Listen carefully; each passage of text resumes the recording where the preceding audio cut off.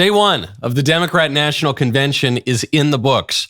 And this was a DNC day one for the books because the convention opened with a call literally to give away the country. We're going to jump right into the land acknowledgement. The Democratic National Committee wishes to acknowledge that we gather together to state our values on lands that have been stewarded through many centuries by the ancestors and descendants of tribal nations who have been here since time immemorial. We honor the communities native to this continent and recognize that our country was built on indigenous homelands.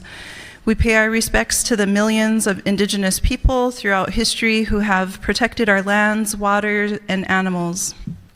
While we meet in Chicago, we also recognize and honor the traditional homelands of the Anishinaabe, also known as the Council of the Three Fires, Ojibwe, Ottawa, and Potawatomi nations.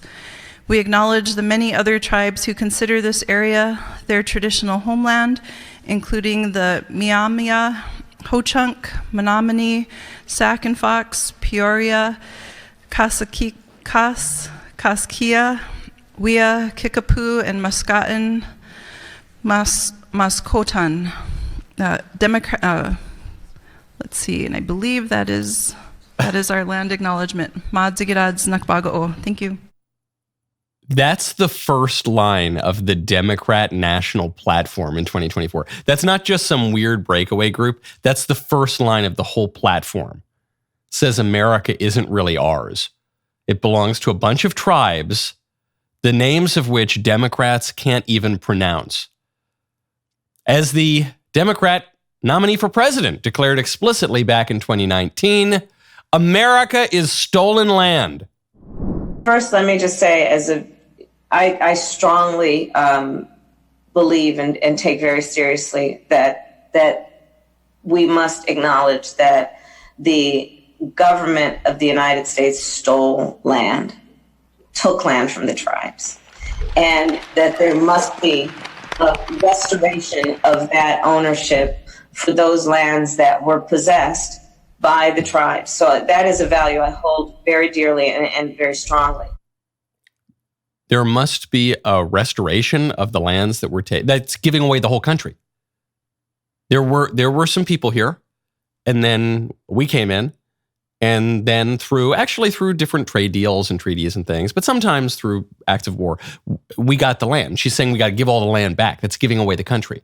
Now, for what it's worth, I think Kamala does, as she says, hold this value very dearly and very strongly. This is the ideology behind open borders. The cynical political calculation behind mass migration and open borders is that it gives Democrats more votes. But the ideological justification is that we have no right to this land, so therefore we have no right to keep anyone out of this land. Day one, page one, sentence one of the DNC says we have a moral obligation to give away America. And the convention did not get any better from there. I'm Michael Knowles. This is The Michael Knowles Show.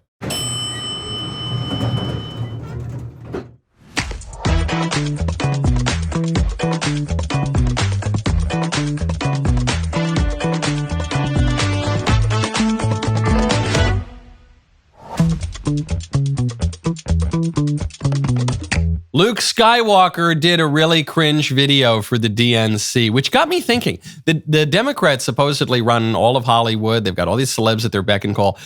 How is it that the biggest star they can get to push their propaganda is a guy whose only notable film role originated in the 1970s? He's probably the least cool person associated with the Star Wars franchise. That's the best guy they can get. I don't know. It shows you something about the enthusiasm. We'll get to that in 1 second. First, though, I'm very enthusiastic about Good Ranchers. Go to goodranchers.com/dailywire and then use promo code Knowles. I know that's a real roundabout way of doing it, but that's what you got to do. goodranchers.com/dailywire, promo code Knowles. Try to keep that straight in your head. I don't know. That's a lot of moving parts. But when you do that, you can celebrate Labor Day the American way with top quality American meat from Good Ranchers. All Good Ranchers products are sourced exclusively from local family farms without any antibiotics or hormones. Pre-trimmed and individually packaged, Good Ranchers makes it easy to eat healthier and live happier. I teamed up with them to curate my own personal box filled with my favorite cuts. You can get my box, the Michael Knowles box of all the good stuff, sweet little Elisa cooking it for me left and right, at goodranchers.com/dailywire, promo code Knowles. Then you can help me win the Golden Rancher Trophy, which I need. I don't want Walsh to have it. I don't want Ben to have it. I don't want Drew to have it. I want me to have it, okay? goodranchers.com/dailywire, promo code Knowles, and you'll get all the delicious food that helps make up my beautiful breakfasts, lunch, dinners, all the rest of it. And you get $25 off your first box, free express shipping, and your free add-on for a year. goodranchers.com/dailywire, promo code Knowles, goodranchers.com, American meat delivered. I'm going to blitz through the DNC speeches from day one of the convention. I was here pretty late into the night watching Joe Biden's speech. Here are the highlights. The DNC, at least for day one, was trying to position itself as the pro-worker convention. The Dems want to be the pro-worker party. But this is really tricky because the head of the Teamsters, probably the most famous and important union boss in America, Sean O'Brien, spoke at the RNC. So for the first time ever, you had a union boss speaking at the Republican National Committee. This is, I think, the final chef's kiss on a movement that the Republicans have made in recent years, from being the party of the billionaires and Wall Street and rich Uncle Pennybags to being the party of the working class. And Trump has talked about it for a long time. And then I think the appearance by the head of the Teamsters shows, yeah, this has really happened. Think about your friends. Who are your friends who support the Democrats? Who are your friends who support Trump? For ordinary, normal, working men and women of America, the ones I know at least, even if they used to be Democrats for most of their life, they've moved more in the Trump direction. The kinds of people who support the Democrats are the kinds of people who do land acknowledgements for the indigenous tribes of the middle of America. It's people who hang around Ivy League faculty lounges. It's people who work in corporate jobs. It's very high-level corporate jobs. It's people who are living in the cities. It's the Republicans have basically pulled it off. They're the party of workers. And so the Dems had to try to counter this, so they got some two-bit second-tier union boss to show up, Sean Fain. He's president of the United Automobile Workers. His speech fell totally flat. That's the difference between Kamala Harris and Donald Trump the scab. Trump is pushing divide and conquer tactics of the rich. It's the oldest trick in the book. They want to blame the frustrations of working class people. They want to take those frustrations, they want to blame it on race. They want to blame it on LGBTQ plus people. They want to blame it on some destitute and desperate person at the border. They do that because they want working class people to be divided and to focus and keep the focus off the one true enemy, corporate greed. Okay, I thought the whole speech was a flop with this guy. At one point, he ripped his shirt off. It was really weird. But this was even in a weak speech, the weakest point. Because his charge is the GOP, they're talking about things like, the Dems going in and kids in schools. They're talking about things like the open border and the mass migration crisis. They're talking about that to divide the working class. But we know better. We, working class, we're going to be divided. This falls flat because the biggest political issue for the working class is mass migration. This flood of millions and millions, tens of millions over even just relatively recent years of foreign nationals illegally into our country is a major labor problem that suppresses wages, that raises the cost of housing. That's a major working class problem. And Trump wants to curtail that problem, which means he's defending the interests of the working class. And Kamala wants to blow that problem open. She's the border czar. She's the reason that we have historically high mass migration and illegal mass migration at that. So he can say they're trying to distract us from the working class issues by pointing to the border. Yeah, that's the working class issue, man. What's the second most urgent working class issue? The second most urgent working class issue is the shipping of American jobs overseas in the name of globalization and free trade. Well, this wasn't always the case for for my lifetime. This wasn't always the case in the last half century, but the Republicans are now the party that is skeptical of globalization, that is skeptical of pure free trade. The Democrats are the party of outsourcing. The Democrats are the party of throwing away American manufacturing. The Democrats are the party of not protecting any American industries. So on the two biggest working class American labor issues, it's not just smooth words from Donald Trump. It's not just talking the talk rather than walking the walk. The Republicans are legitimately appealing to and advancing labor interests. The Democrats are undermining labor interests, no matter what lip service they pay to it. That is why the most prominent labor union head in America spoke at the RNC, and this two-bit chump spoke at the DNC.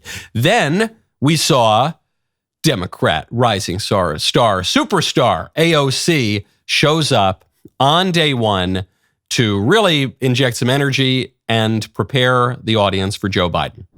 In Kamala Harris, I see a leader who understands. I see a leader with a real commitment to a better future for working families. And Chicago, we have to help her win. Because we know that Donald Trump would sell this country for $1 if it meant lining his own pockets and greasing the palms of his Wall Street friends. And I, for one, am tired of hearing about how a two-bit union buster thinks of himself as more of a patriot than the woman who fights every single day to lift working people out from under the boots of greed, trampling on our way of life. The truth is, Don, you cannot love this country if you only fight for the wealthy and big business. Can I get an amen? I say, can I? It's AOC here. Put your hands in the air. It was a little bit over the top. I actually thought she did a pretty good job for a Democrat convention. She kind of got the job done, but the substance of her argument was really silly.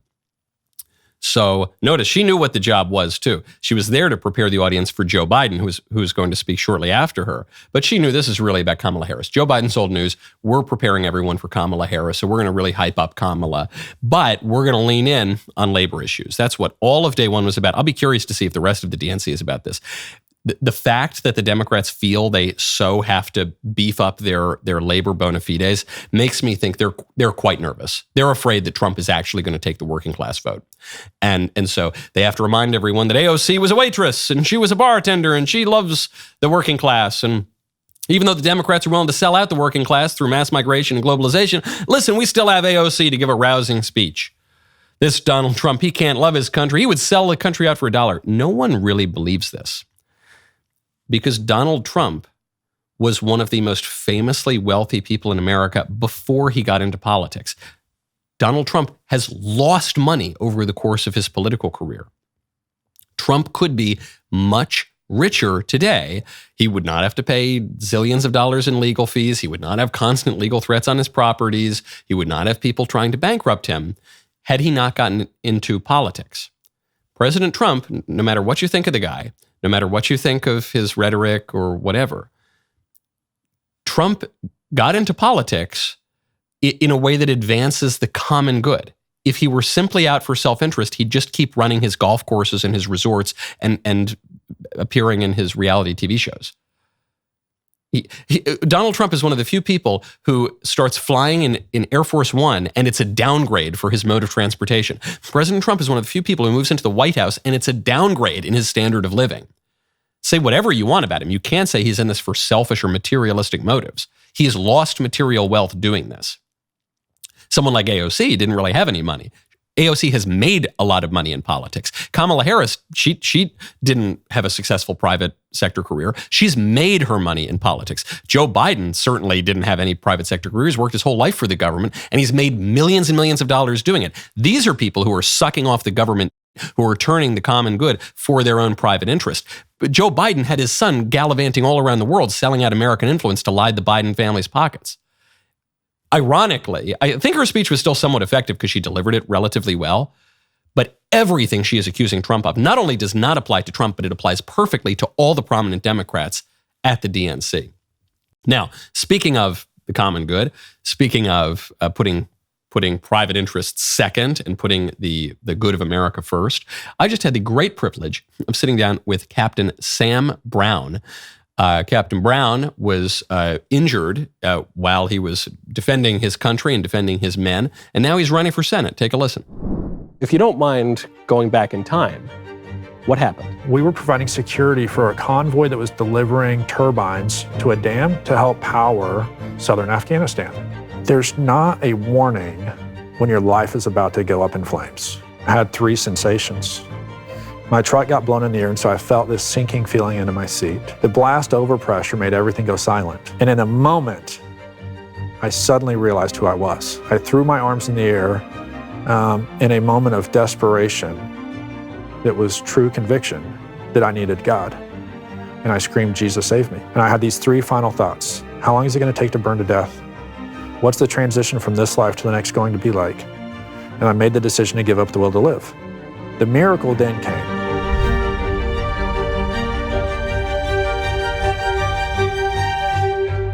Watch the full episode now at the Michael Knowles YouTube channel. Do not forget to subscribe to the ad-free version on DailyWire Plus. Okay, final moments of the DNC day 1. Joe Biden's about to come out. He is introduced, this was a real head-scratcher. He's introduced by his daughter, who, to my knowledge, has not made a single public appearance during his entire presidency. He's introduced by Ashley Biden. Joe Biden is the OG girl dad. He told me I could be anything and I could do anything.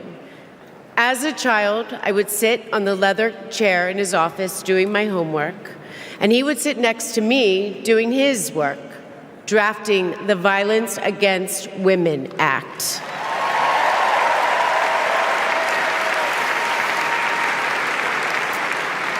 And he wasn't just a girl dad. And he wasn't just a girl dad. I could see that he valued and trusted women. How he listened to his mother. How he believed in his sister. And most of all, how he respected my mother's career. Dad was always there, doing everything he could to be a true partner to her. Okay, this was a weird choice because if you know the name Ashley Biden, the way that you know the name Ashley Biden is because parts of Ashley Biden's diary leaked. And it has been confirmed that what leaked was Ashley Biden's diary. And in it, she says that Joe would take showers with her when she was a little girl, and that this was probably inappropriate, and that it was creepy and it was weird. That Joe, her grown father, would take showers with Ashley. That's all. When you hear the name Ashley Biden, that's all you think of. Fair or not, it's in her own handwriting. If Biden has avoided until now bringing this to people's minds, why would you choose the final moment, really, of your political career, your final main stage moment of your political career? Why would you do that? And the answer is because the alternative was Hunter Biden. He's the only other kid who could have introduced him. So you probably don't want the crackhead international criminal, woman abuser, deadbeat dad to come out and introduce you and talk about what a great family man you are. So yeah, it was just, I understand why they chose Ashley Biden, but if it were me, if I were setting the stage, I probably would have just avoided the kid introduction altogether and had Jill do the introduction. In any case, Joe Biden came out finally after what sounded like a eulogy from Ashley Biden. It was really sad.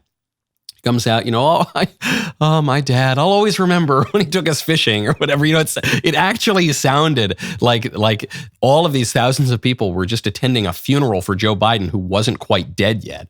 And then Biden came out and didn't really do anything to undercut that perception.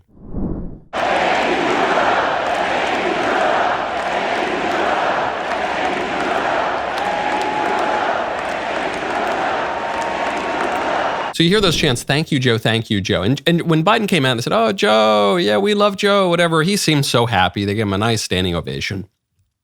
his countenance seemed to drop a little bit when they started chanting, "Thank you, Joe, thank you, Joe," because they were thanking him for dropping out. That's offensive. And even Biden in his enfeebled state seemed to understand that. Thank you, Joe. Thank you so much for dropping out. You're such a bad president and so obviously unable to be president. Thank you so much for not continuing to run and dashing all of our hopes. That was the valedictory to Biden's political career. And if one is at all inclined to feel bad for the guy, it might be for that reason. His greatest accomplishment is quitting. The whole speech he gave, it was all the usual, Trump called Nazis fine people, total lie. Everything's great under my reign. It's not. Things are terrible. That's one of the reasons why he couldn't run for re-election successfully. He didn't really point to any achievements from the rest of his political career. He didn't really point to any actual achievements. This guy has been in politics since 1970. He's been in national politics since 1972. He was elected to the Senate before he was constitutionally eligible to serve. He's been in public life for 56 years, 54 years at the national level. And what does he have to show for it? Nothing. He's accomplished nothing. The one law that he might claim some credit for, which toughened up on crime in the 1990s, is a law he has to run away from because the Democrats are now pro-crime. He had nothing. You're in national politics for more than half a century, for the majority of your rather lengthy life, and you have nothing, no accomplishment to point to. One almost feels sorry for him. The only person I feel a little bit sorrier for is Mark Hamill, another relatively unsympathetic figure who came out and posted this hype video at the top of the DNC. Mark Hamill here with the head of the DNC, Mr. Jamie Harrison. Listen, Mark, you got an important election coming up in November. Yes. You got a message for everybody out there? Well, in the movies, I fought against make-believe evil.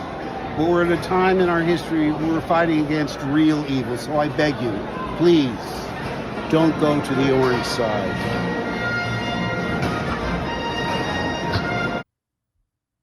Oh, man, this is so... I'm not even going to really comment on the video itself, lest my face be stuck in a permanent cringe.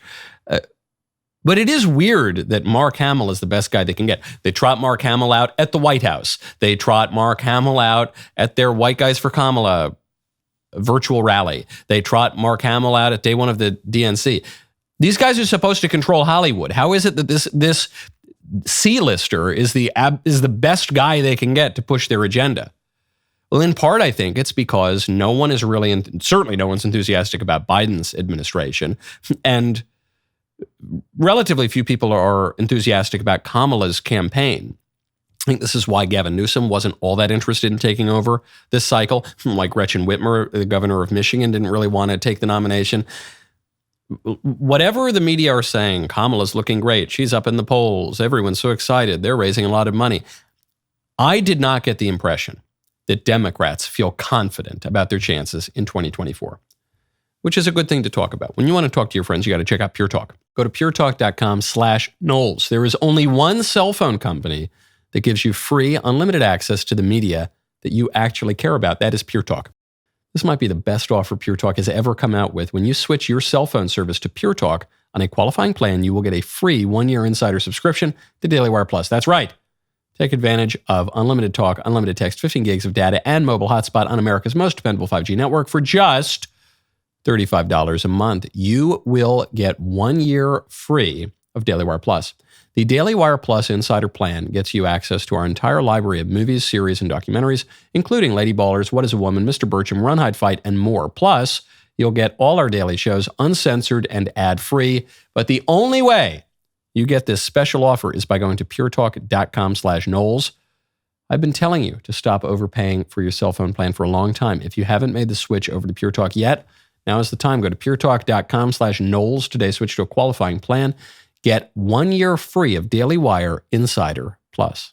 Now, speaking of remembering the good old days, thinking back of the 1970s, the last time Mark Hamill was really relevant, Tim Walz, the VP contender for the Dems, has just raised what I think could be an effective line of attack in the 2024 cycle, and especially around this time of year.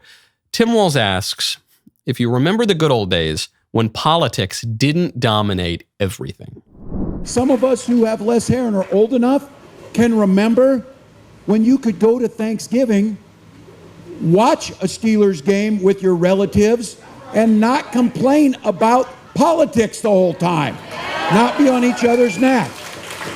Because you shared a commitment to democracy, a commitment to personal freedom, a commitment to public education, a commitment to infrastructure. We don't call each other names. We don't do it. And we don't use the least fortunate amongst us as punchlines for our jokes because they're our neighbors. They're our neighbors. And so you're getting an opportunity to see the best side of America. And for the young people here, they maybe haven't seen a campaign like this because of COVID, because of the things that's happening. This is a chance to bring out that joy, turn the page, and look to the future. Okay, I think this is a potent and persuasive line. The only problem with it coming from Tim Walz is that it's completely disingenuous. Which side has ruined Thanksgiving? He says, you remember when you could go to Thanksgiving and not bicker about politics? Which side bickers about politics at Thanksgiving?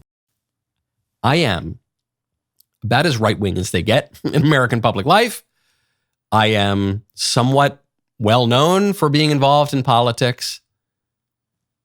I have never once started any political fight at Thanksgiving. I don't bring up politics at the holidays. I try not to raise controversial issues. And it's not just me. Have you ever seen a conservative put out a commercial or a brochure or some pamphlet saying, here's how you scold your left-wing relatives at Thanksgiving? You've never seen that. You've never seen that once. Probably you've seen jokes about that because conservatives would never do such a thing. However, from the left, you always hear this. In all the left-wing media outlets every year. Here's how you can lecture your right-wing Trump-supporting uncle at Thanksgiving. You remember during the Obama administration, they had Pajama Boy come out. They said, here's how you can scold your right-wing relatives and get them to support Obamacare. It's always the left who's pushing the divisive politics at the holidays. It's the left that ruined Thanksgiving. I don't want to talk politics at Thanksgiving. I talk politics every day of my life. I understand that some of my relatives, in fact, many of my relatives, are maybe a little bit confused about politics. It's okay. Many Americans are a little bit confused about politics. That's all right. They can tune into my show if they want. We can talk about that later on. We can go to an election party and talk about that. That's not what I go to Thanksgiving for. But that is what the left goes to Thanksgiving for. Or they won't go at all. Have you ever heard of a conservative saying, I'm not going to go to Thanksgiving or Christmas because my blue-haired niece has too many piercings or something? You've never heard that. It's never the conservatives who do it. However, have you ever heard of a left-wing, purple-haired niece with too many piercings saying, I won't go to Thanksgiving because Uncle Johnny, the right-wing troglodyte, is there? Yes, you've heard that many times. So I like the sentiment that Tim Walz is suggesting. Well, wouldn't it be great if we could all just get along and recognize that family is more important than, some political bickering? Let's all go and slice some turkey together. Yeah, his side won't let us do that. It ain't the Trumpers. It ain't the conservatives. In disagreements, in war, the other side has a say. So we talk about the culture war. So the left is the aggressor in the culture war. Conservatives just want things to remain basically as they are and a little bit normal. It's the left that wants to change the definition of marriage, which is impossible to do, ultimately. It's the left who wants to put big dudes into the girls' bathroom. It's the left that wants to put in elementary schools. It's the left that wants to murder all the babies and change the laws to make it easier to murder the babies. It's the left that's doing that. They're the aggressors. So I don't know what to tell you. I'd be happy to chill out for a holiday or two. Tim Walz won't let us do that. Now, speaking of holidays, speaking of holy days and holy things, a great story A great new study has come out. This is from Italy's Institute of Crystallography of the National Research Council. Scientists have just conducted a study on the Shroud of Turin. For those of you who don't know what the Shroud of Turin is, the Shroud of Turin is the purported burial cloth of our Lord, of Jesus. And the burial cloth appeared for the first time in public around the 14th century. So skeptics have said for a long time, this is a medieval forgery. This is not really from antiquity. This is not really the cloth that Christ was wrapped in after he was taken down from the cross. You read in the Bible that Joseph of Arimathea, who had this big tomb, wrapped Jesus in this cloth, and he was buried and entombed. And then he's resurrected. So skeptics don't know how to explain this shroud. What's odd about the shroud, though, is there is this faint image of a man on there, but it doesn't appear to be paint. There does appear to be maybe a little bit of blood, but it's not all blood. What's even stranger is the image that's on the shroud appears to be a photographic negative of the image of a man somewhere between 5'7" and 6 feet tall, a man who appears to have been tortured, a man who appears to have a crown of thorns on his head, a man who appears to have been crucified. But it's a photographic negative, as if it were produced by a spurt of light rather than paints or anything like that. And no one's known what this is. If it is, I mean, as it is, something akin to a photographic negative, no one can really understand how that would have appeared, even if it were a medieval forgery from the 14th century. Well, we didn't have photography back then. What is this thing? So in the 1980s, there was a study that used radiocarbon dating to test when the shroud was made. And in the 1980s, scientists concluded, it's from the Middle Ages. So it can't be the burial cloth of Christ because it's not from antiquity. This is a medieval forgery. And that's what most people know about the Shroud of Turin, if they know anything at all. However, there were always some questions about those studies. What part of the shroud were they testing? Was there any contamination, or was the radiocarbon dating precise? Well, now there's a new study that appears to be a little bit more precise.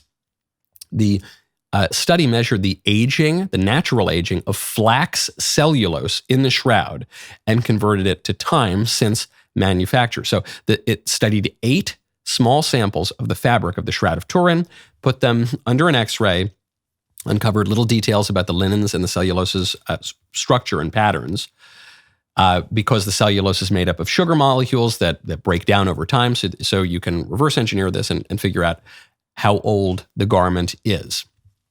And the study discovered that the shroud, the material of the shroud, has measurements that are analogous with samples whose dating, according to historical records, goes back to the 1st century.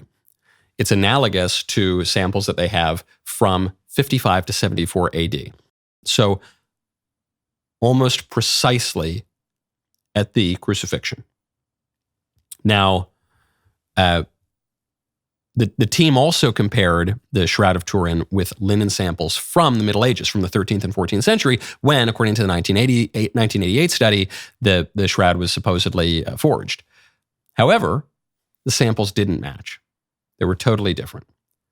So it couldn't have been from the 13th or 14th century, has to have been from the 1st century, it has to have been, well, pretty much from exactly the moment that our Lord was crucified. So why was the 1988 study wrong? Well, according to lead author of this study, Dr. Liberato De Caro, he said that the fabric samples are usually subject to all kinds of contamination, which cannot be completely removed from the dated specimen. So, for instance, if the cleaning procedure of the sample is not thoroughly performed, the carbon-14 dating is not reliable. So the numbers are this is just a much more precise mode of dating. And it turns out from the latest scientific study, the Shroud of Turin appears to be the sort of shroud that could have been the shroud of Jesus. I mention this whole story because I really like the Shroud of Turin, but because this is really scandalous for people. If you talk to a normie on the street, some agnostic, some atheist, you say, hey, what do you think about the Shroud of Turin, which is the image of which is totally inexplicable from contemporary technological advancements, at the time that it was seems to have been made, and which dates back to antiquity and which purports to be the burial shroud of Christ, they would laugh at you. They'd say, "Oh, that's ridiculous. It was just made up." Whenever it first appeared on the public scene, it was just made up. It's all fake. These relics, they're all fake. The whole thing, it's all just like total nonsense, superstition, legends. But then you show them this study. You say, "No, it's from antiquity. Whatever it is, it's from antiquity. And the image is a photographic negative. And we don't, how do you explain it?" That's scandalous to people. It's scandalous even to some religious people. There are some people who would call themselves Christians who would say, "Oh, I don't believe in that Shroud of Turin. That's crazy. I don't believe in something like the tilma of Our Lady of Guadalupe. This was a Marian apparition in America.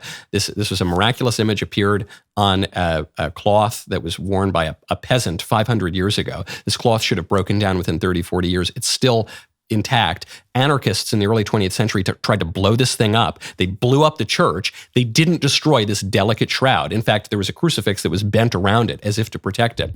The image that miraculously appeared, no one really knows what the image is made of. And there was a microscopic analysis done on the eyes. So it's this image of Our Lady. It's this image of Mary. And it's an image, the microscopic study looked in at the lens of the eye in the image and found out that the lens of the eye contours exactly as a human eye. And there's actually an image in the lens of the eye, which is the reflection of the room, apparently, when the shroud was when the tilma was shown. Things like the Shroud of Turin, things like the tilma of Our Lady of Guadalupe are really scandalous to people, and even to religious people, because they say, no, religion's an abstract thing. It's not about this cloth. It's not about this thing that happened at this date. It reminds me of 1 Corinthians. It says, "For both the Jews require signs, and the Greeks seek after wisdom, but we preach Christ crucified, unto the Jews indeed a stumbling block, and unto the Gentiles foolishness, but unto them that are called, both Jews and Greeks, Christ, the power of God and the wisdom of God. For the foolishness of God is wiser than men, and the weakness of God is stronger than men." When you read a study like this and you say, "Oh, wow, this actually might be the miraculous burial shroud of Christ."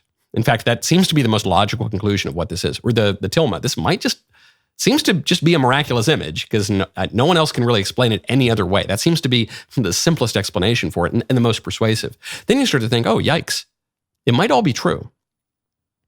The claims that God makes in the Bible, the claims that the church makes, the guidelines that God has set down and that the church promotes.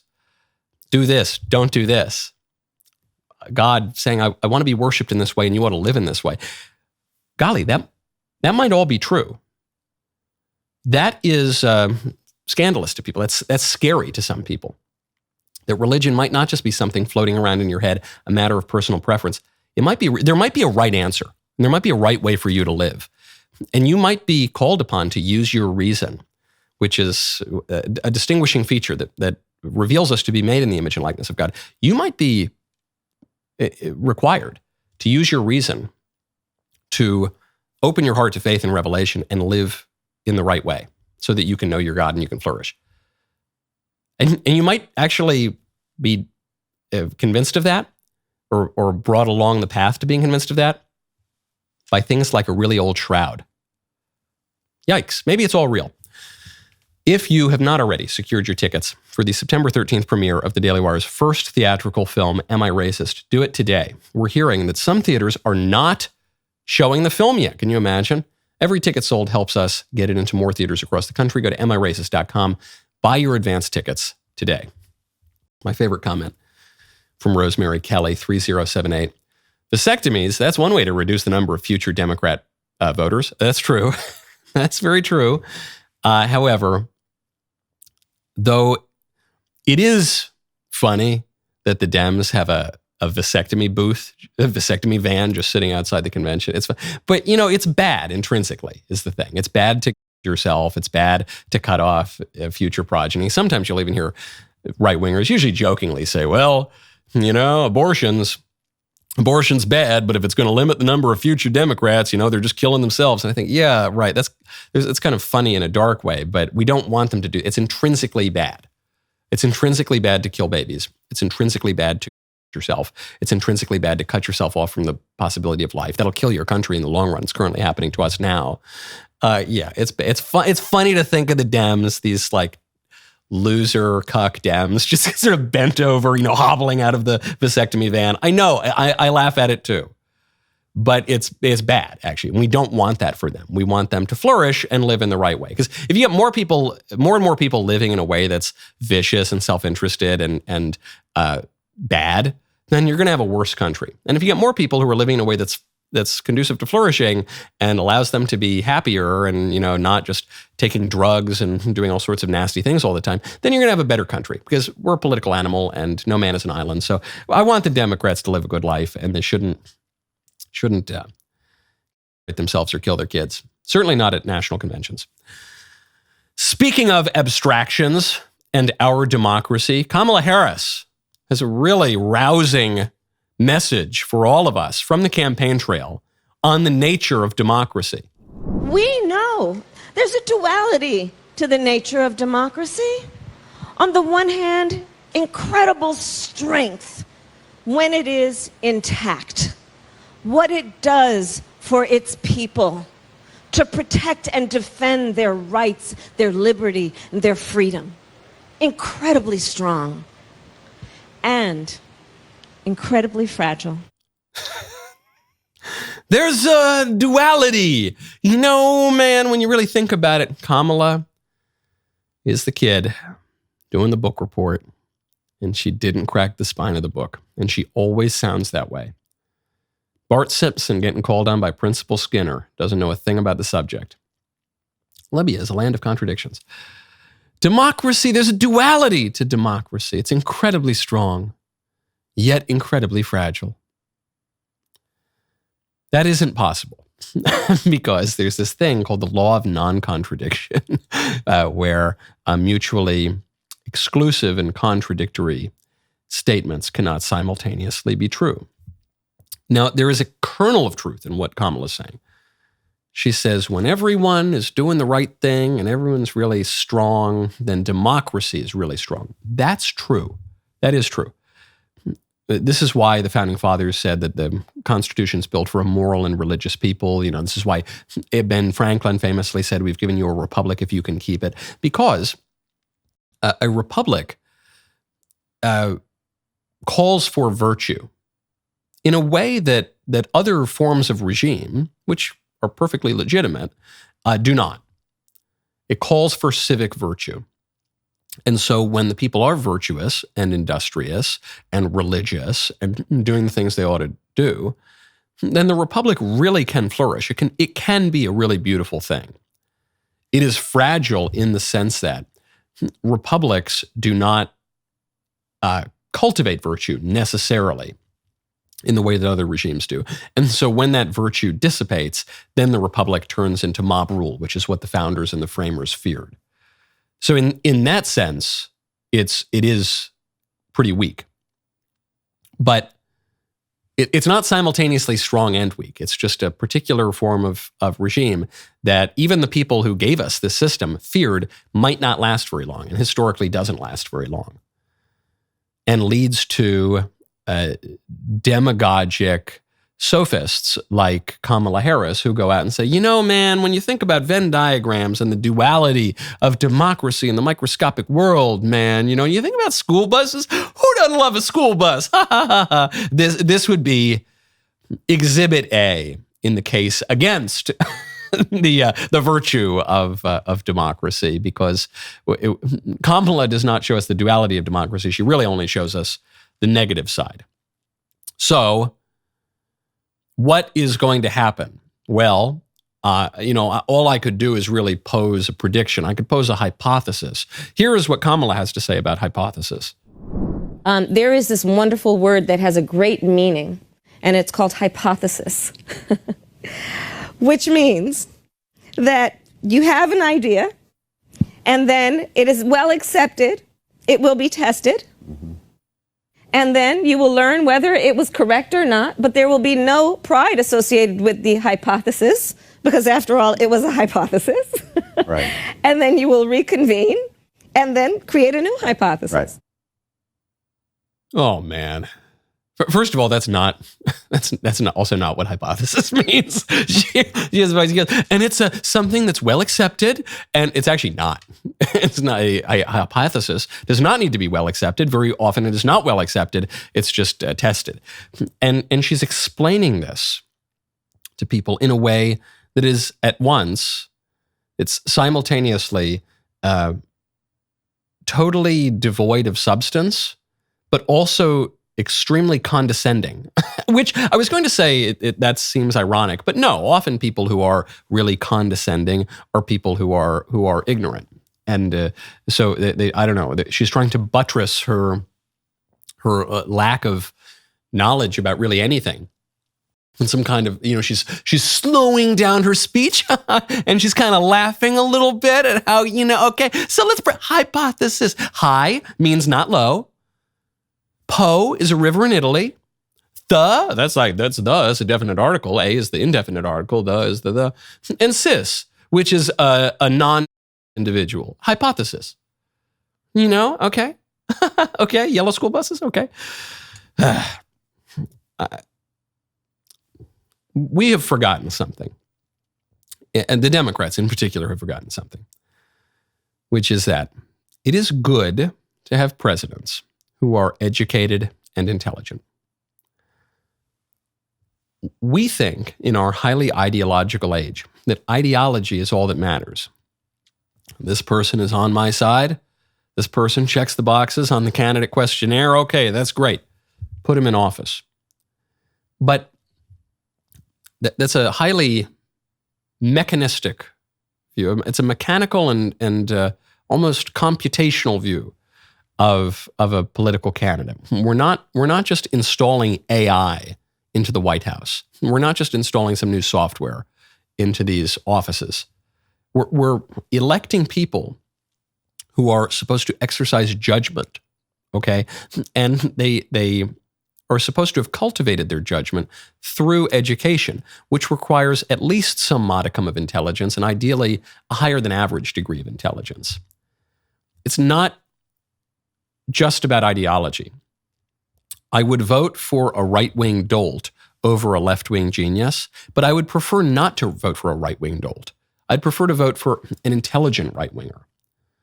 And the reason is that you can't predict all of the exigencies and unforeseen events that will occur when someone is in office. And so you're electing someone not just for how they check off a policy list on a questionnaire, but for their judgment.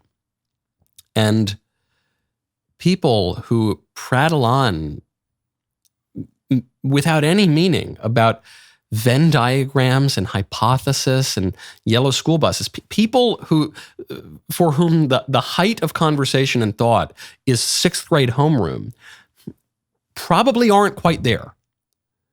And if our country is run for long enough by people who have not really taken the time to cultivate their intelligence and their judgment and their knowledge, the country is not going to remain on top for very long.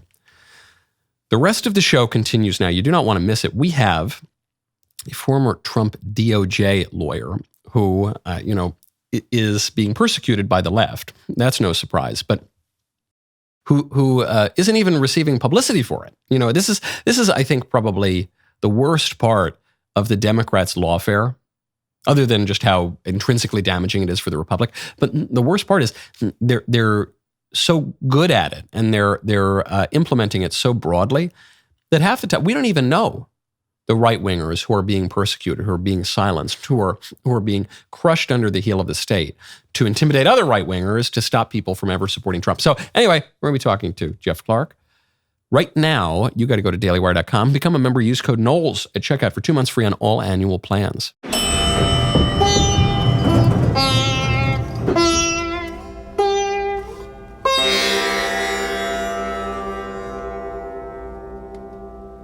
Republicans are Nazis. You cannot separate yourselves from the bad white people.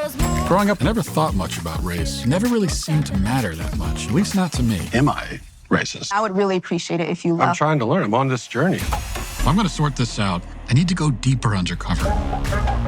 They gon' say I'm racist. Joining us now is Matt, certified DEI expert. Here's my certification. And what you're doing is you're stretching out of your whiteness. What's more for you in this field? Is America inherently racist? The word inherent is challenging there. I want to rename the George Washington Monument to the George Floyd Monument. America is racist to its bones. So inherently. Yeah, this country is a piece of white folks, White trash, white supremacy, white woman, white boy. Is there a black person around? There's a black person right here. Does he not They gon' exist? say I'm racist. Hi, Robin. Hi, what's your name? I'm Matt. I just had to ask who you are because you have to be careful. Never be too careful. They gon' say you racist. Buy your tickets now. In theaters September 13th. Rated PG-13.